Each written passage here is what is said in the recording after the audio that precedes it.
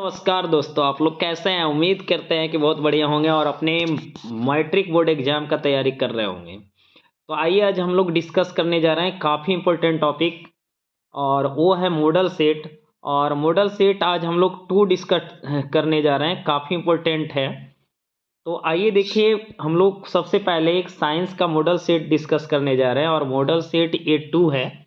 इसमें टोटल 80 सवाल है।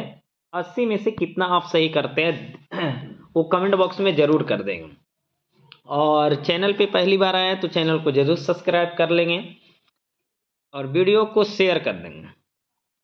अगर इस वीडियो पे आप क्लिक किए हैं तो ज़रूर आप कहीं ना कहीं बोर्ड एग्जाम की तैयारी कर रहे होंगे और बेहतर रिजल्ट लाना है। तो ये 80 क्वेश्चन में आप अपने तैयारी को जांच सकते हैं कि आप कितना जान रहे हैं, कितना सही कर पा रहे हैं। तो सबसे पहला सवाल पे हम लोग चलते हैं बिना देर किए हुए।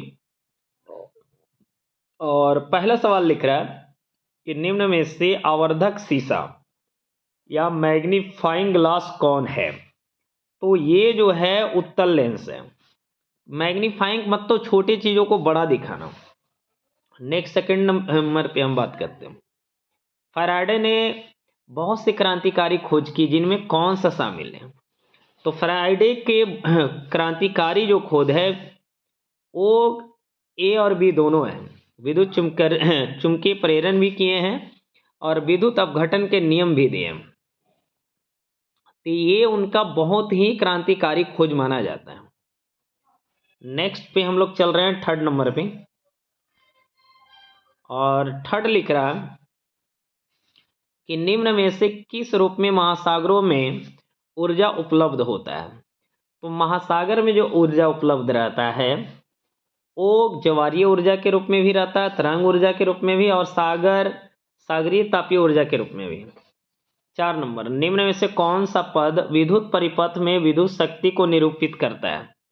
तो विद्युत शक्ति को निरूपित करने के लिए इनमें से सभी है। P बराबर आई आर भी होता है, और P बराबर V² बटा R भी होता है, और P बराबर VI भी होता है। ये सारे फॉर्मूला शक्ति का है और शक्ति को P से सूचित किया जाता है। नेक्स्ट हम लोग 5 नंबर पे चल रहे हैं, और ए लिख रहा है निम्नलिखित पदार्थों में चालक कौन है? यानी चालक पदार्थ कौन है? तो एल्युमिनियम है, बाकी तो अचालक है। एक विद्युत सेल का विद्युत वाहक बल इतना है, 10 आवेश गुजारने पर कार्य होगा। ये डायरेक्टली आंसर क्या होगा? सी होगा, 1.5 होगा जूल में। नेक्स्ट हम चल रहे हैं 7 नंबर पे। कुछ बादलों का रंग उजला क्यों होता है? तो बादलों का उजला रंग परकिंदन के कारण होता है। नेक्स्ट सवाल हम लोग चल रहे हैं 8 पे। फोकस से ध्रुव की ओर आने पर अवतल दर्पण में आवर्धन का मान क्या होगा? तो ऐसा स्थिति में आवर्धन का मान बढ़ता है। 9 नंबर, निम्नलिखित में से किस धातु से सोलर सेल बना होता है? तो सोलर सेल जो बना होता है सिलिकॉन से बना रहता है। आगे लिख रहा है वैद्युत प्रतिरोध के कारण चालक में उत्पन्न होता है। क्या उत्पन्न होता है भाई? तो उसमें प्रभाव उत्पन्न होता है। नेक्स्ट हम 11 नंबर पे चल रहे हैं, और 11 नंबर सवाल लिख रहा है प्रतिरोध का मान बढ़ाने के लिए प्रतिरोधकों को जोड़ा जाना चाहिए। किस क्रम में जोड़ा जाना चाहिए? तो इसे पार्श्व क्रम में जोड़ना चाहिए, यानी श्रेणी क्रम नहीं जोड़कर इसको समांतर क्रम में जोड़ना चाहिए। आगे लिख रहा है श्वेत प्रकाश में वर्ण विक्षेपण का उत्पन्न। देखिए, श्वेत प्रकाश में जो वर्ण विक्षेपण होता है वो प्रिज्म के कारण उत्पन्न होता है, ऐसे नहीं उत्पन्न होता है। नेक्स्ट हम 13 नंबर पे चल रहे हैं। लिख रहा है सरल सूक्ष्मदर्शी में किसका उपयोग होता है? तो सरल सूक्ष्मदर्शी में उत्तल लेंस का उपयोग होता है। 14, नेत्र लेंस में समायोजन की क्रिया होती है। तो ये जो होती है सिलियरी मांसपेशियों द्वारा कम बेसी किया जाता है। 15, प्रतिवर्ती धारा की आवृत्ति कितनी होती है? तो ये होती है 50 हर्ट्ज। नेक्स्ट हम 16 नंबर पे बात करने जा रहे हैं। लिख रहा है किसी धारावाही परिनालिका के भीतर सभी बिंदुओं पर चुंबकीय क्षेत्र क्या होता है? तो ऐसी स्थिति में सभी जगह समान रहता है। नेक्स्ट सवाल पे हम लोग बात करते हैं, ये है 17 नंबर सवाल लिख रहा है कि स्पेक्ट्रम प्राप्त करने के लिए किसका उपयोग होता है। तो ये जो उपयोग होता है प्रिज्म का। कांच प्रिज्म द्वारा उत्पन्न श्वेत प्रकाश के स्पेक्ट्रम में किस रंग की किरण का झुकाव सबसे अधिक होता है। तो इसमें बैगनी का झुकाव सबसे होता है और लाल का सबसे कम होता है। नेक्स्ट हम 19 नंबर पे बात करते हैं। लेंसों में मुख्य फोकस की संख्या कितनी होती है। तो लेंसों में मुख्य फोकस की संख्या 2 होती है। किसी लेंस में बाहर की ओर उभरे 2 गोलीय पृष्ठ हो तो उसे क्या कहते हैं। तो ऐसे लेंस को बोलते हैं उत्तल लेंस। क्या बोलते हैं, उत्तल लेंस। नेक्स्ट हम बात करने जा रहे हैं 21 नंबर पे। रोगियों के नाक, कान, गले आदि की जांच के लिए डॉक्टर कौन सा दर्पण का उपयोग करता है। तो दर्पण जो रहता है अवतल दर्पण का उपयोग करता है। हजामत बनाने में भी दर्पण ने अवतल दर्पण का ही यूज होता है। नेक्स्ट है प्रकाश के अपवर्तन के कितने नियम है। तो 2 नियम है। परावर्तन के भी 2 नियम है और अपवर्तन के भी 2 नियम। 23 नंबर सवाल पे चल रहे हैं। लिख रहा है बिजली के फ्यूज का तार बना होता है। तो ये जो तार बना रहता है तांबे और टीन दोनों का बना रहता है। परिपथ में किन्हीं 2 बिंदुओं के बीच का विभवांतर मापा जाता है। ये मापा जाता है वोल्ट मीटर से। नेक्स्ट जो है 25 नंबर सवाल पे चल रहे हैं। लिख रहा है निम्न में से किसका अर्थ जल होता है। किसका अर्थ जल होता है। ये 25 का जो राइट आंसर होगा डी होगा। हाइड्रो का अर्थ जल होता है। ताप बढ़ने पर चालक का प्रतिरोध क्या होता है। ताप बढ़ने पर चालक का जो प्रतिरोध है वो बढ़ता है। राइट आंसर ए होगा। नेक्स्ट सवाल हम लोग चल रहे हैं 27 पे। 27 में लिख रहा है प्रकाश क्या है। तो बहुत इजी है। प्रकाश जो है आंखों को प्रभावित करने वाली एक ऊर्जा है। प्रकाश एक क्या है, ऊर्जा का रूप है। नेक्स्ट चुंबकीय क्षेत्र की तीव्रता का एसआई मात्रक क्या होता है। तो ये जो होता है टेस्ला होता है। नेक्स्ट हम बात करने जा रहे हैं 29 नंबर पे। लिख रहा है चुंबकीय क्षेत्र रेखाओं की निकटता बतलाता है। क्या निकटता बतलाता है भाई। तो इसका राइट आंसर ए होगा क्षेत्र का मान।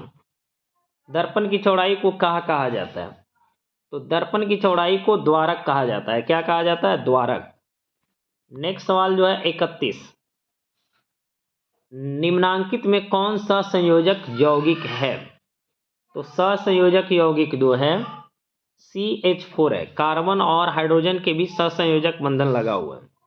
अभिक्रियाशील समूह ACO जो है कौन है, इसका क्या नाम है।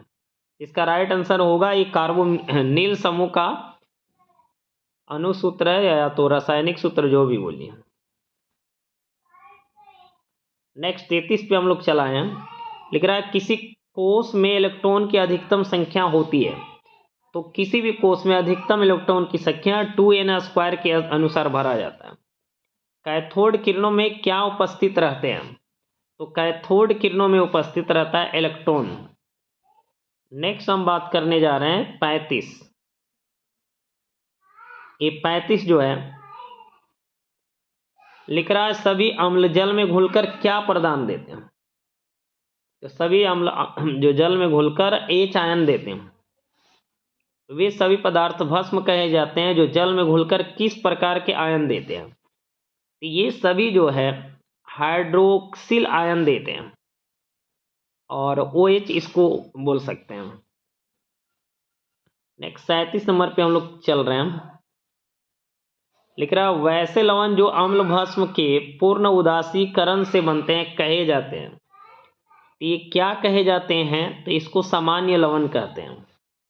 प्रथम कार्बनिक यौगिक यूरिया का संश्लेषण किसने किया था। तो वोहलर नामक वैज्ञानिक ने किया था। राइट आंसर इसका बी होगा। नेक्स्ट हम बात करने जा रहे हैं 39 नंबर पे। लिख रहा है कैल्शियम कार्बाइड जल के साथ अभिक्रिया करके क्या देता है। तो ये देता है इथाइन। क्या देता है, इथाइन। 39 का राइट आंसर डी होगा। नेक्स्ट लोहा से जिंक लेपित करने की क्रिया को क्या कहते हैं। लोहा से जिंक लेपित करने की क्रिया को गैल्वेनीकरण कहते हैं। 41 नंबर सवाल पे चल रहे हैं। निम्नलिखित में से कौन अधिक अभिक्रियाशील है? तो सबसे जो ज्यादा अभिक्रियाशील है कॉपर है। तत्वों के आवर्त सारणी के प्रारंभिक विकास में किसका प्रमुख योगदान रहा है? तो इसमें सबसे ज्यादा योगदान जो रहा है मेंडलीव का रहा है। राइट आंसर सी होगा। 43 नंबर, समस्थानिकों के गुणधर्म समान होते हैं लेकिन परमाणु द्रव्यमान, देखिए इसका राइट आंसर होगा बी, यानी भिन्न।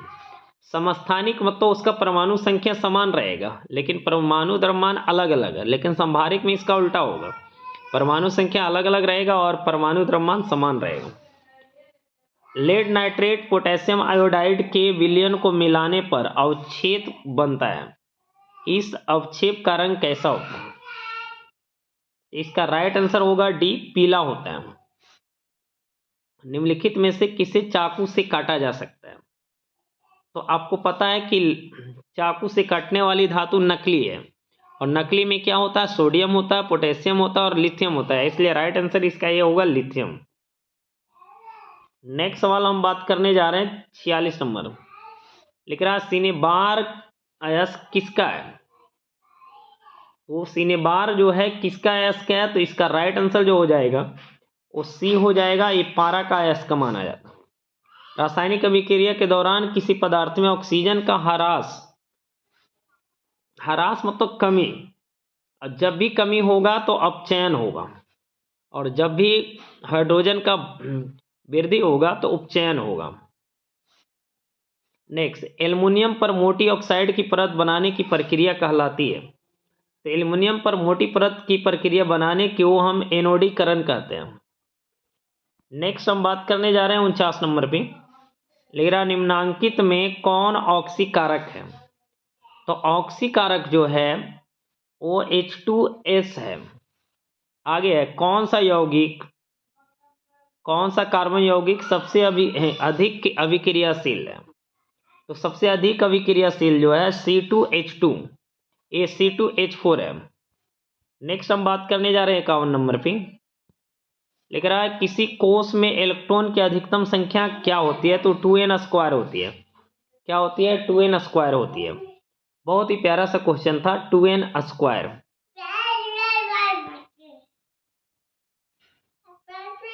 नेक्स्ट सवाल हम बात करने जा रहे हैं वो है 52 नंबर। और 52 नंबर में क्या लिख रहा है? 52 में लिख रहा है कि डाई मिथाइल ईथर का IUPAC नाम क्या है? तो इसका जो IUPAC नाम है मिथॉक्सी मीथेन कहते हैं। आगे लिख रहा है मेंटल ने मटर में कितने गुणों पर कार्य किया था? तो ये 7 गुणों पर कार्य किया था। ऑक्सिन क्या है? तो ऑक्सिन एक हार्मोन है। राइट आंसर ए हो जाएगा। नेक्स्ट हम बात करने जा रहे हैं 55 नंबर सवाल पे, काफी इंपॉर्टेंट है। लिख रहा मेथोनुइक अम्ल का सामान्य नाम क्या है? तो इसका सामान्य नाम है फॉर्मिक अम्ल। धोबिया सोडा का रासायनिक सूत्र क्या है? धोबिया सोडा का रासायनिक सूत्र जो है वो होता है Na2CO3 इंटू 10H2O। जल में घुलनशील भस्म क्या कहलाते हैं? तो ये क्षार कहलाते हैं। राइट आंसर इसका ए हो जाएगा, क्षार। नेक्स्ट हम बात करने जा रहे हैं 58 नंबर पे। लिख रहा ऑक्जेलिक अम्ल का प्राकृतिक स्रोत निम्नलिखित में से कौन है? तो ऑक्जेलिक अम्ल आपको पता है कि टमाटर में पाया जाता है, इसलिए राइट आंसर 58 का बी होगा। अपचयन अभिक्रिया को क्या कहते हैं? तो रेडॉक्स अभिक्रिया कहते हैं। राइट आंसर ए होगा। क्रमाकुंचक गति कहाँ पाई जाती है? ये जो पाई जाती है वो आहार नल में पाई जाती है। नेक्स्ट हम बात करने जा रहे हैं 61 के ऊपर।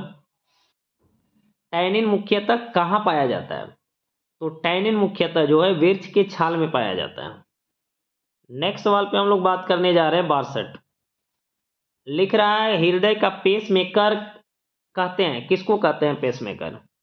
SA नोड को कहते हैं। एक सामान्य व्यक्ति में हृदय धड़कन की गति क्या होती है? तो एक सामान्य व्यक्ति में हृदय धड़कन की गति 70 से 80 प्रति मिनट होती है। 70 से 80 बार धड़कता है, इसके बीच में ही ऐसे 72 माना जाता है। रुधिर चाप नियंत्रित होता है। रुधिर का जो चाप है किसके द्वारा नियंत्रित, तो एड्रीनल ग्रंथि द्वारा होता है। कौन सा पादप हार्मोन पत्तियों के मुरझाने के लिए उत्तरदायी है, तो पत्तियों को मुरझाने के लिए ऑक्सिन नामक हार्मोन उत्तरदायी है। नेक्स्ट 66 नंबर पे हम बात करने जा रहे हैं, पत्तियों में गैसों का आदान प्रदान कहाँ होता है, तो पत्तियों में गैसों का आदान प्रदान रंध्र से होता है। पीतरस कहाँ से स्रावित होता है, तो पीतरस जो है अक्रिज से स्रावित होता है। नेक्स्ट हम बात करने जा रहे हैं वो है 68 नंबर, और लिख रहा है प्रतिवर्ती चाप कहाँ बनते हैं, तो प्रतिवर्ती चाप जो है मेरु रज्जु में बनता है। निम्न में से कौन एक उभयलिंगी जंतु है, तो उभयलिंगी जंतु जो है केचुआ है, राइट आंसर ए होगा। नेक्स्ट हम बात करने जा रहे हैं मनुष्य की कपाल तंत्रिकाओं की संख्या क्या होती है, तो मनुष्य के कपाल तंत्रिकाओं की संख्या 12 जोड़ी होती है। कृमि रूप परिशेषिका किसका हिस्सा है, तो ये जो है वो आहार नाल का, राइट आंसर ए होगा। नेक्स्ट हम बात करने जा रहे हैं 72, हाइड्रीला पाया जाता है, तो हाइड्रीला जो पाया जाता है जल में, वर्तिका भाग है। वर्तिका किसका भाग है वे, तो अंडाशय का भाग है। नेक्स्ट हम बात करने जा रहे हैं वह 74, लिख रहा है वृक्क सहायता प्रदान करता है। वृक्क किसको सहायता प्रदान करता है, तो सर्जन में करता है। अग्नाशय से कौन सा हार्मोन स्रावित होती है, तो ये इंसुलिन होती है, राइट आंसर 75 का डी होगा। नेक्स्ट हम बात करने जा रहे हैं वो है 76 नंबर सवाल, बहुत ही प्यारा सा सवाल। मनुष्य में नासिका छिद्र, लायरिक्स, ट्रैकिया तथा फेफड़ा मिलकर क्या बनाता है, ये श्वसन तंत्र बनाता है, राइट आंसर डी होगा। नेक्स्ट 77, मूल रोमों के द्वारा जल का अवशोषण किस विधि के द्वारा होता है, तो मूल रोम जो है प्रासरण क्रिया के द्वारा या विधि के द्वारा जल का अवशोषण करता है। 78 पे आ रहे हैं, बहुत ही प्यारा सा सवाल, मुख गुहा का पिछला भाग क्या होता है, तो मुख गुहा का पिछला भाग जो है इसका राइट आंसर ग्रसनी होगा। मस्तिष्क का सबसे बड़ा भाग क्या है, तो मस्तिष्क का सबसे बड़ा भाग जो है सेरिब्रम है। और आज का ये लास्ट वाला हम लोग देखने जा रहे हैं, लिख रहा है कचरे का प्रबंधन निम्नलिखित में से किसके द्वारा हो सकता है, ये जो हो सकता है इनमें से सभी के द्वारा। शहर से बाहर जला देना, गड्ढों को भरने में उपयोग करना, कुछ कचरे का पुनर्चक्रण करके। तो आज आप लोग बताएंगे कि 80 में से कितना हुआ। और इस तरह का वीडियो अगर और देखना चाहते हैं तो अभी चैनल को जरूर सब्सक्राइब करें और वीडियो को शेयर करें और मुझे सपोर्ट करें कि हम और ज़्यादा से ज़्यादा वीडियो लाएं।